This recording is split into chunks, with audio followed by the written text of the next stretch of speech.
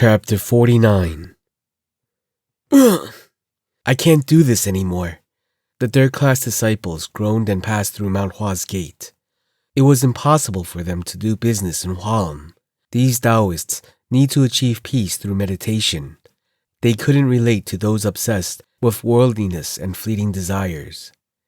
Everything is fine, but... It was understandable. They also understood how important money was and how hard it was to earn. Until recently, weren't they forced to endure by surviving off only porridge due to a shortage of money?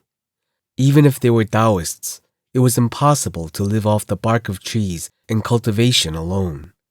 Whether it was a mountain, a field, or a city, people needed money, so they had no complaints there. The problem was, can we just get a dorm in Huaam? What kind of treatment is this? If we have to go up and down Mount Hua each day and night, I really might die, Sa-hyung. Yunjong closed his eyes tightly. Usually, he would have yelled at the children to stop their whining, but he didn't say anything because even he was out of breath now. Think of this as training. What kind of training? If not, go to Sasuk directly and ask him. Everyone shut up immediately at that. It wasn't because they were afraid. It was because their suffering was insignificant compared to the hardship of their elders. They only did it today, but the elders had been going up and down the mountain every day for the businesses. Sa-hyung, I have no time to train these days. We are here to learn martial arts, not do business. If it was going to be like this, I'd rather have stayed home and not joined Mount Hua at all. Yunjong sighed as the whining kept going. I know what you're trying to say, but things don't always work the way you want them to, right? That's just how it is, so endure it for now. Yes, Sa-hyung. All right. Still, everyone nodded their heads. Yunjong sighed once more in secret. That's what I said, but when will this situation get better? He couldn't imagine. No, it wasn't that he couldn't. In Yunjong's eyes, things wouldn't get better. Rather, they would worsen. Fortunately, the merchants who sided with Mount Hua came to their aid. Otherwise, they would have already experienced dramatic losses. For things to get better, the path to improvement must be visible. But Yunjong could only see bad things. Sect leader must have a plan. As Yunjong continued his thoughts, he flinched. I'm worried about Mount Hua. Until recently, that was rarely the case. Although he was one of the third-class disciples, he barely worried about Mount Hua. It was because he had always thought that even if Mount Hua collapsed, he could simply go elsewhere.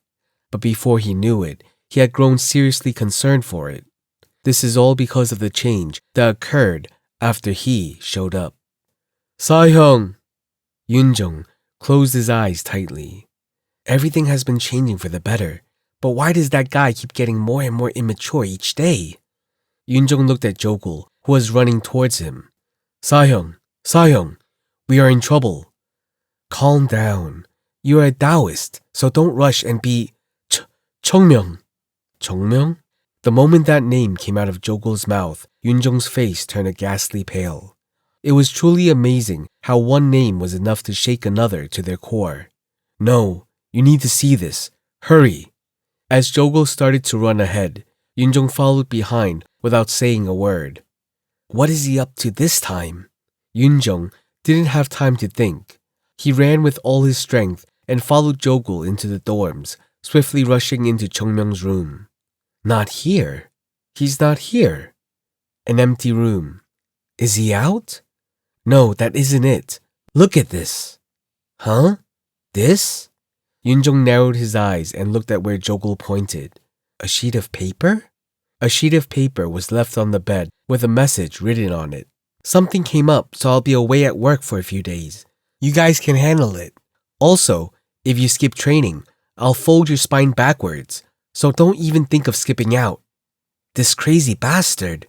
Yunjong's hand trembled. What? A few days? Did that madman think he could run around anywhere he wanted? What do we do, Sa-hyung? Yunjong sighed.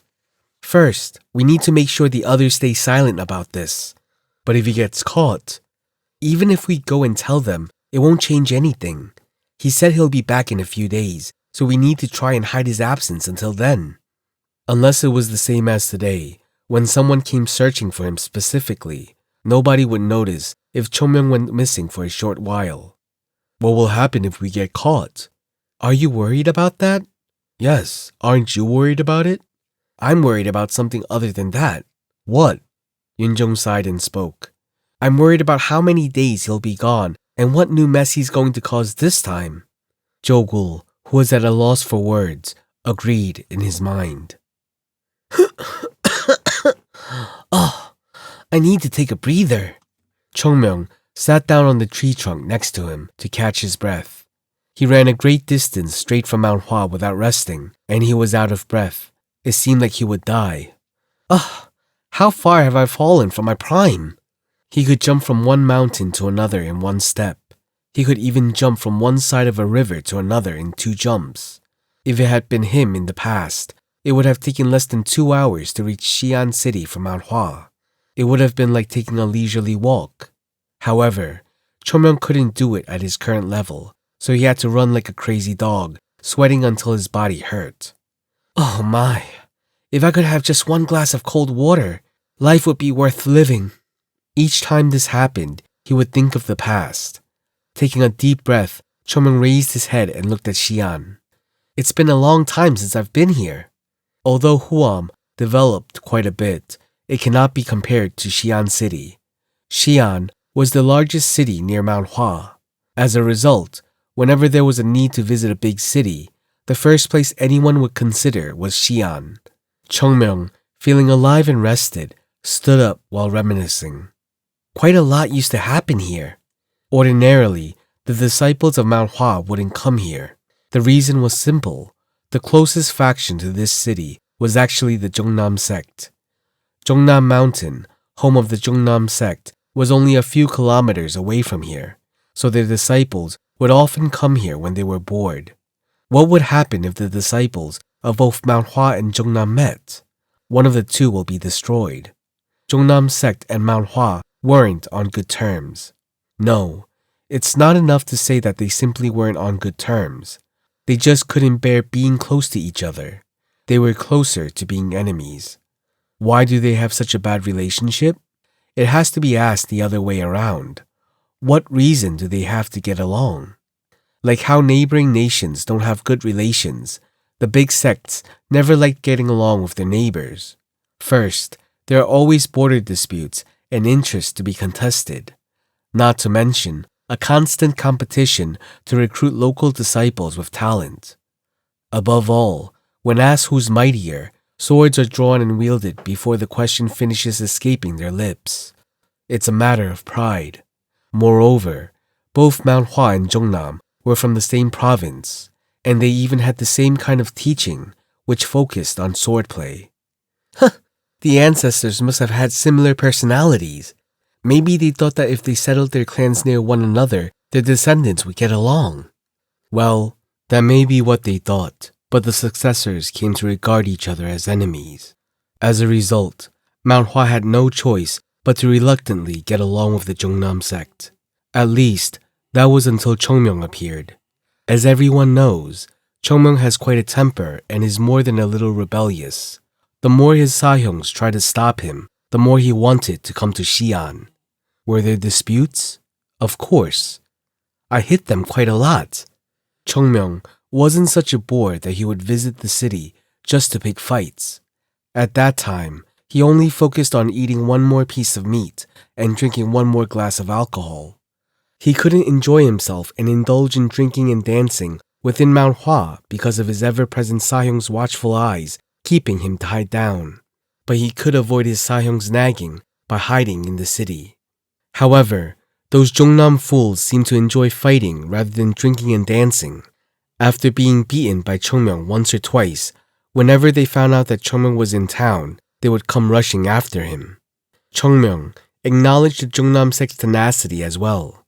Regardless of how many times they were beaten to a pulp, they would always come back, chasing after Chongmyung in greater and greater numbers whenever he showed his face. Even when Mount Hua was in the midst of collapse, Weren't they still trying to drag Mount Hua down tenaciously? So, Chomyeon glanced at his clothes. He couldn't take off his uniform because he was in a hurry. The plum blossom symbol embroidered on the chest stood out brilliantly. Should he get a change of clothes?